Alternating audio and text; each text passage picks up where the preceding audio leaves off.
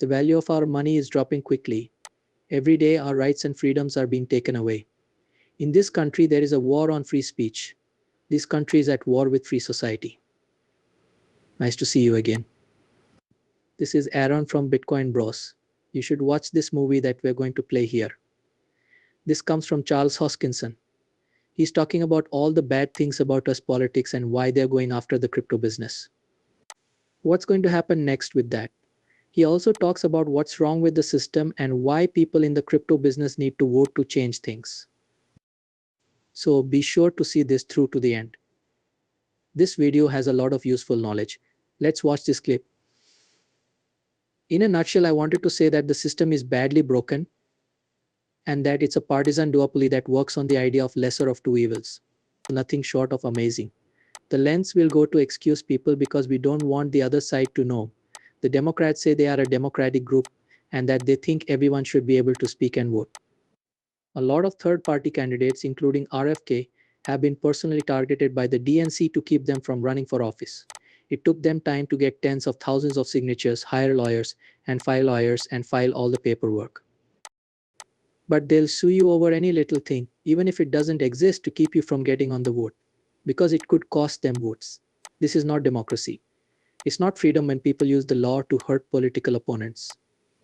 For 4 years, the cryptocurrency business has been targeted by the law. People on Team Blue seem to make excuses by saying, well, Trump did some stuff that's not true.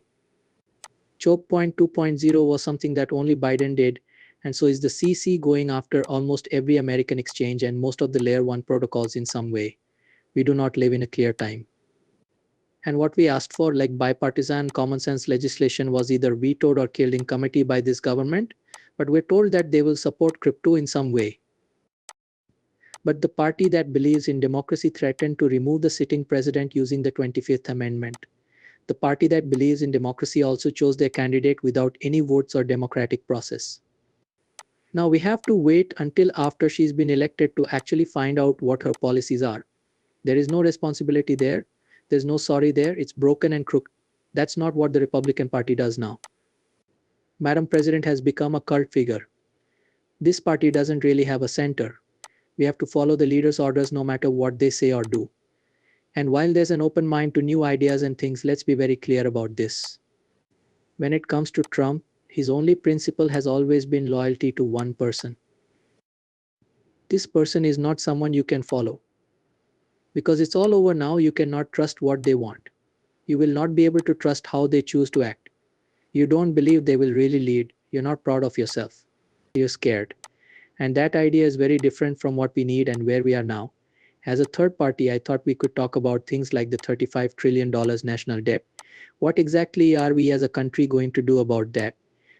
All of that means that half of every dollar we get from income tax goes to paying off the debt, not paying off the loan, just the interest on it. That sounds like a terrible way to live.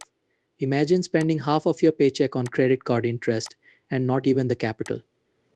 Think about that. Just think about how terrible and harmful that would be. Are you sure you can get out of that hole? And that's where our country is now.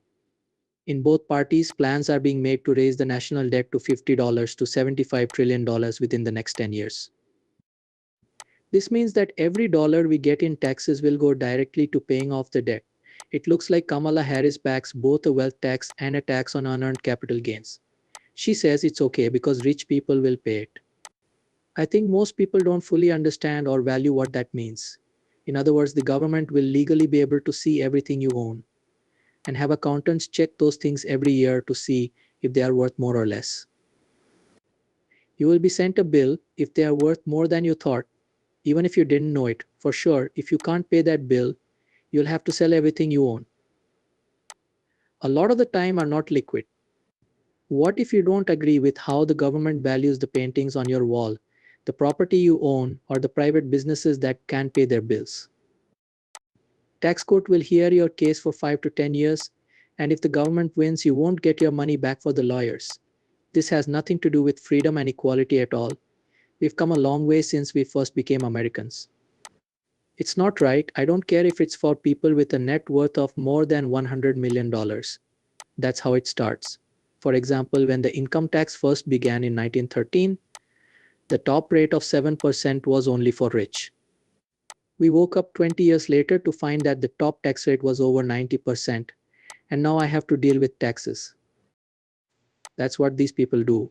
Also, take note of something: cutting the federal spending has not been brought up at all. There would be a surplus if you cut it by 5% every year for 10 years.